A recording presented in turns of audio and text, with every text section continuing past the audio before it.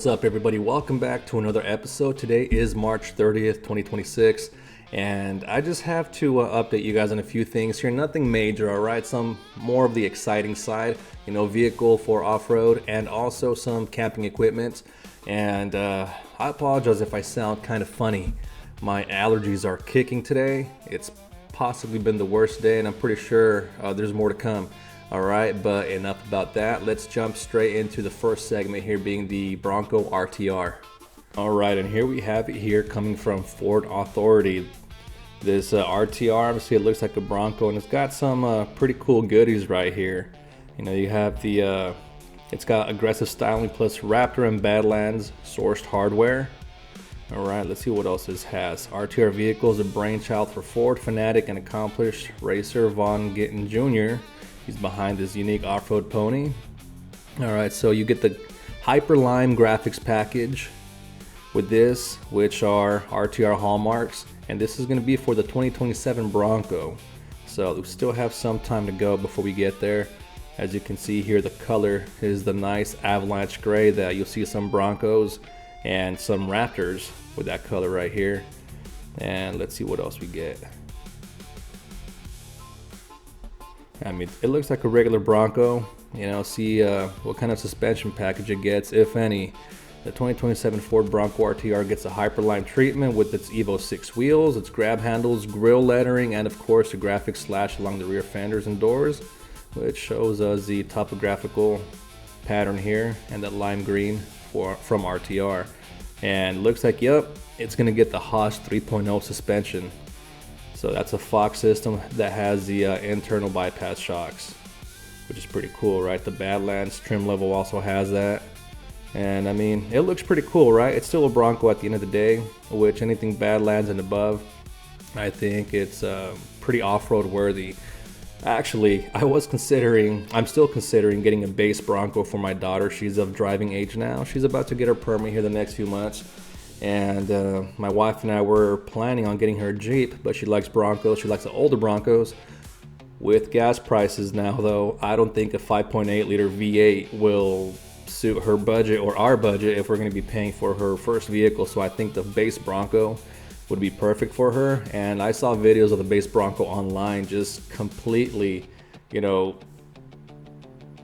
dominating trails out there that would require some entry-level off-road vehicles or trucks, some significant modifications to I guess accomplish those trails. So that base Bronco is actually pretty cool.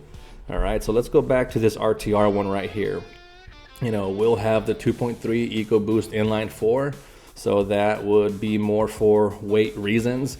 I don't know if you guys have off-roaded bigger V8s out there compared to smaller engines, but with the V8s, whenever you're trying to go over an obstacle and you're giving it beans, you're gonna launch yourself, and then you overdid it and you slam yourself, and you just feel the weight of the vehicle do its thing, right? Compared to a smaller engine, I had a ZR2 Colorado, the diesel engine, and that thing just crawled over obstacles. It was so light at the front end too that with the torque at low end RPMs, it would crawl over everything. I didn't have to worry about launching myself out there.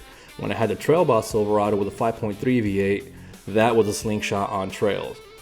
So having a smaller engine will definitely alleviate that weight when you're being thrown around rocks and whatnot if you're rock crawling. But I don't think this is spec'd out for rock crawling though. This would be more of or light rock crawling. This will be more of a technical terrain type vehicle, it seems. And it does come with the 10-speed automatic transmission. And order books for the 2027 Ford Bronco RTR will open up in October 2026, and the off-road pony will go on sale early 2026. And as of the time of this writing, the pricing has not been released, and this article just came out when? March 30th, today. All right, and let's show you guys some of the pictures right here. That signature lime green right there, RTR logo, and I don't know if those wheels are beadlock or not, or possibly beadlock capable, wrapped in Goodyear, and yeah, it definitely stands out. Reminds me of that new color from Nissan that they have on their Pro 4Xs. Nismo Nick, I believe is his name. He just did a Pathfinder with the new Frontier front end, and it's kind of like a resto mod. I guess what the new Pathfinder would look like if Nissan were still producing it. And it's that color right there. I forgot the name that Nissan uses for it, but colors like that looks like they're starting to come back. In the mid 2000s, you saw a lot of supercars, right? Like Lambos and McLarens and stuff wrapped or even painted that color or those highlighted colors. And now they're starting to trickle into the off-road community here. And some topo right there. Nice running board. Let's go back and take a look at those. Yeah, this thing looks pretty cool. Pretty badass. And look at that right here on the hood too. You get the nice lime green or yellow accents. You get the lettering as well. All right, let's see what else we got here. And this is just different angles on it. If you've seen one Bronco, you have seen them all. Would I get this one myself, or would I get maybe a pre-owned Raptor? I mean, it's two different vehicles. Pre-owned Raptor is more for Baja style stuff, and this is more off-roading. I think I'd go more for the slow stuff right here. And in other news, I'm pretty sure you guys heard about the Jeep Anvil 715. This is a concept that Jeep is using for this year's Easter Jeep Safari. And this release was March 26, 2026, just 4 days ago. And the dudes over at TFL Offroad actually showcased this, and they put it up on some trails. And this thing is pretty sick. You know, you see a lot of overlanders out there who they have all the gear in the world, all the gadgets, and they just weigh down their vehicles, you know, which could also be a liability if you guys get into an accident. I'm gonna make a video on that later. But this Anvil right here, even though it has a 392 in it, it's a very minimalistic style Jeep. You know, it's meant for off-roading and camping and just that, just having just what you need. All right, so let's get into this article here, read a little bit about it, and talk about it as well. All right, so here Jeep is headed to Moab, Utah for the 60th annual Jeep Easter Jeep Safari. Sorry guys, these freaking allergies, like I was about to sniffle right now when I read that. You know, I'm about to freaking shove some tampons up my nostrils and be a mouth breather for the rest of the day. But anyway, with a fresh batch of concept vehicles, and one of the most intriguing builds of this year is the Wrangler Anvil 715 concept. Again, designed with overlanding in mind, this concept takes a different approach than what we've traditionally been seeing from heavily accessorized trail rigs. Instead, it's focused on purpose, efficiency, and long-range usability. Again, keep it simple. All right, and I like how this looks. You know, you see some of the old school right here from the 60s Jeep, and some new school, right, with the modern day JLs and the JLUs, of course. And it looks like you get like a Pope Mobile setup right here and a nice little rack. I love these lights, but I'm pretty sure those are aftermarket off-road lights. I don't know if those are in production from Jeep or not, but let's go on and keep reading down here. So it's built on the Jeep Wrangler Unlimited Rubicon platform, and it rethinks what an overland vehicle should be. Rather than piling on excessive gear and weight, Jeep engineers took a cleaner, more intentional route, creating something that feels both rugged and refined. All right, and it's a concept that suggests capability doesn't always need to come with bulk. Okay, cool. So let's see what this has. It does draw inspiration from the classic SJ era from the 60s. Again, that front end right there. And it's giving the front end a retro-inspired look that still feels modern, which I agree. You know, this reminds me of what the Wrangler's competitor did out there, the Bronco, with the Bronco Heritage. You know, the Bronco Heritage, if you guys haven't seen those, I think they're beautiful, both from the 60s and the modern ones. They bring the white grille with the red Bronco letters, the white steel wheels, and the white top. You know, it looks awesome. If you guys haven't seen that, I recommend you guys check them out. Look, even the Bronco Sport has a Heritage Edition. You know, it's just when these newer vehicles are commemorating their older counterparts, you know, their ancestors, you know, these manufacturers do a pretty good job of bringing that, I guess, nostalgic feel back to everything. All right, let's go back here, more pictures. And it does have a nice aggressive hood right here. And this looks like it's an aftermarket rack. Let's see, it's one of the biggest highlights. It's a custom fixed roof design. Okay, so it's a fixed roof, so I don't think you're gonna have the freedom panels to remove. All right, so that's mainly, I believe, for structural integrity, to maybe add more weight on top of it. All right, it's engineered specifically for overlanding. It features integrated skylights to bring in natural light while maintaining structural rigidity. Okay, cool. On top of that, a built-in roof rack provides a solid foundation for carrying essential gear without relying on bulky aftermarket solutions. This just clicked in my head right now. Bulky aftermarket solutions. You know, anytime there's a new vehicle that comes out there, there's the traditional overland / off-roading brands and these new brands that just pop up overnight, which seem to mimic a lot of what the traditional brands already have. You know, I guess they possibly get their parts from the same supplier and they slap their own logo on it and they call themselves fabricators and they want you to buy their product. You know, this is cool because this is something 100% engineered for Jeep. Not to say that there's going to be a production vehicle because it's a concept, right? And it's rare when we see these concepts from Jeep or any other manufacturer come out into the consumer's hands. All right, so functionality is a major theme throughout the Anvil 715. It incorporates an onboard air system with quick disconnect fittings, making it easy to air down tires for trail use and reinflate them when hitting back on pavement. You also get auxiliary lighting. It's been placed both front and rear, improving visibility in remote or low light environments. That onboard air stuff is pretty cool. You know, again, it's a pain in the butt, right? Trying to find places to install all these items that you would traditionally need when you go off-roading or overlanding. And I don't have onboard air in my vehicle. I've never had onboard air. I've always carried a compressor with me, and that thing just lugs around in the back. You know, you hear it sometimes when it just falls over or it's banging against other things.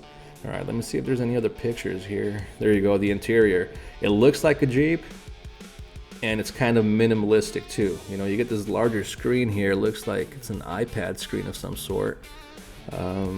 Is that for the photographer, or you know what? Let's keep rating. Despite its cleaner appearance, this concept doesn't sacrifice durability. Heavy-duty steel bumpers at both ends ensure it's ready for serious off-road challenges. Under the hood, it didn't hold back. You get the 6.4 liter 392, which you're gonna get plenty of horsepower, right? And let's look at this. All right, so interior here. So going back to this picture, man, these allergies, guys, I'm sorry. All right, so Anvil 715 continues the mission of balancing comfort with utility. The cabin has been reworked to better support extended trips. And going back to the interior portion here. So inside, the Anvil continues its mission balancing comfort with utility.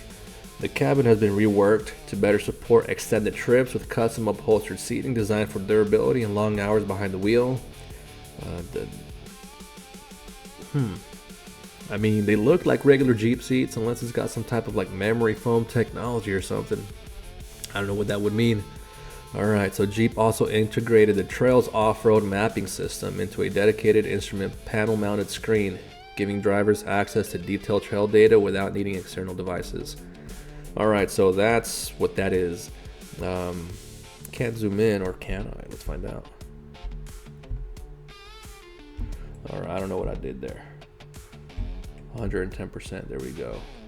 Whoa, whoa, whoa. There we go. All right, let's look at that screen. And I don't know why I'm getting Dungeons and Dragons stuff, guys. I do not play that. Anyways, back to this. Okay, cool. I mean, it looks like an iPad screen. I see a lot of Jeep owners out there that have their own iPads right next to their Uconnect screen. You know, so yeah, I mean, it looks like a Jeep. It looks like a Jeep. I don't know what I could say about that. But if they took the radio out, which looks like they probably did, you know, that actually, no, it's got speakers down here. All right, cool. Radio's still there, hopefully. Hopefully. All right, let's go back. So we talked about the interior, and it looks like you do get some nice steel tire carrier bumper right here, which is cool because you don't have to rely on the door to carry that heavy ass freaking tire. Pretty cool. You get the dual or the quad tip exhaust here. Give away that it's a 392. All right, storage solutions are thoughtfully executed. A roof mounted interior rack adds extra space while keeping gear organized and within reach. And looks like the flooring has been bed lined. So that's definitely something different. You know, you can just get it dirty, wash it real quick, and I believe the drain holes should still be there. All right, let's see. So it looks like Jeep has intentionally minimized unnecessary add-ons, focusing instead on smart packaging and practical features. It's a concept that challenges the idea that overlanding rigs need to be overloaded to be effective, which at one point I thought was the case. And now with my build, it's not so much a build anymore, but I am as minimal as can be. If you guys check out my other YouTube channel, The Trail Out There, you'll see my Jeep. It's pretty much stock. I have a winch and a roof rack, a Wii Boost, and I have a Starlink that I take with me. Everything else, you know, depending on what kind of camping trip or overland trip I'm gonna do, I just strap it to the rack and take it with me. You know, I also have a radio on it. I don't have all this freaking fancy suspension setup, 40-inch tires, none of that stuff. Everything is stock. And honestly, I think I like it that way. If anything, I'll probably go up to some 35s, and that'll be it. I'm just gonna keep the stock wheels because, again, I don't like to throw money away for stuff that stock wheels do just as good as aftermarket wheels. And there's not going to be a rock crawler, so I don't need to air down to the single digit numbers. If you guys know this brand here, Napier, but they make truck bed tents. And my other YouTube channel, I actually used one of their products. I had a Trail Boss Silverado. That was my gateway off-road vehicle. And the first time I ever went overlanding, I used one of their tents. You know, you still get traditional poles, and it's literally a traditional tent, same material, everything, except that it mounts to the back of your truck. What sucks is you have to have an empty truck bed to put it up, and then you have to take it down, right? But it was actually pretty cool because you're not on the ground, you know? And I remember sleeping inside that truck with an inflatable mattress and wishing something exactly like this existed, literally. And I'm thinking, dude, these guys made a cool tent, why couldn't they make a mattress? Well, they made a mattress. And check this out. Let's look at the picture here. I'm gonna go one by one, and you can see right here where I'm hovering. I don't know if you guys can see it. You know, that's where the wheel wells are. All right, you can use your pump right here, and that's exactly what the tent looks like. I had the camouflage version of it. And again, you guys could see that tent in action in my earlier YouTube videos on the Trail Out There YouTube channel. And you could see this is already mounted in the back of this truck right here. And man, if we had this, I would have probably kept that a little bit longer. You know, now I have a Gazelle T4 tent, which is awesome. It sets up and breaks down super fast, and it's super easy to pack up. It actually fits inside the bag it comes with. You can use your own little pump for that, which is awesome too. And it's tailored for truck beds, engineered to fit perfectly between your truck's wheel wells. An elevated top panel stretches across the entire bed, delivering edge-to-edge sleep surface for maximum comfort. So that's another thing too. Where the wheel wells go right here, you know, we were limited to sleeping around that. This looks like you could sleep over it, so it maximizes the surface area, which is pretty freaking cool. So if you guys don't have a rooftop tent and you're not too invested into overlanding or camping just yet, this is definitely a good alternative to that. All right, and just to give you guys more information here, soft non-slip sleep surface, and it looks like a regular inflatable mattress meant for a truck. And these are your fit guides right here. You got Chevy, Dodge, Jeep, Ford, GMC, Nissan, Toyota, full size, compact. Man, this is awesome. And that's what it looks like if you just want to go to the beach and look at the stars at night too. Yeah, it's pretty cool stuff. And in the last segment of this video, I have the Hitchfire camp setup right here, which is pretty cool stuff too. These guys normally introduced a setup like that at one point. They connect to the hitch, but now there's a standalone. It comes with its stands, the tables and everything. You could have running water, you could have your propane setup, and you could also have the gray water runoff as well. You know, you have magnetic little utensil holders right here, It's cool stuff, you know. Just have your water running there like I showed you guys, have a little pump in the back. And this is cool because you could leave it set up at base camp, go hit some trails and come back. You don't have to worry about breaking stuff down. And it looks like everything pretty much just folds into itself. Those are 10,000 BTU burners on the stove. You could remove the side tables, you know, so it's like everything folds right back in. And this is that back portion right there where you could connect your looks like it's a propane, the fresh water, and the gray water. The gray water is that fatter hose down there, you know. So let's turn the volume up on this guy. Is a garden hose connection, so you can either drop the one that comes into a gray water bucket or take a standard garden hose and run it out of camp. And then we've got a propane connection for the 2-burner stove. Be one of the first to get your hands on our unique camp kitchen and elevate your camping experience this season. So there you have it, guys. Just some information to throw out there, some products for you guys to possibly use, get you guys some ideas. All right, this is it for this episode. If you guys are not already subscribed, that doesn't cost anything. Go ahead and hit that subscribe button below, comment, and if you guys have any products you guys want me to look into, feel free to send me the links, you know, in the comment section below, or trailtimeproductions@gmail.com. I do look at that inbox every single day, guys. I'll see you guys on the next one. Thank you for watching.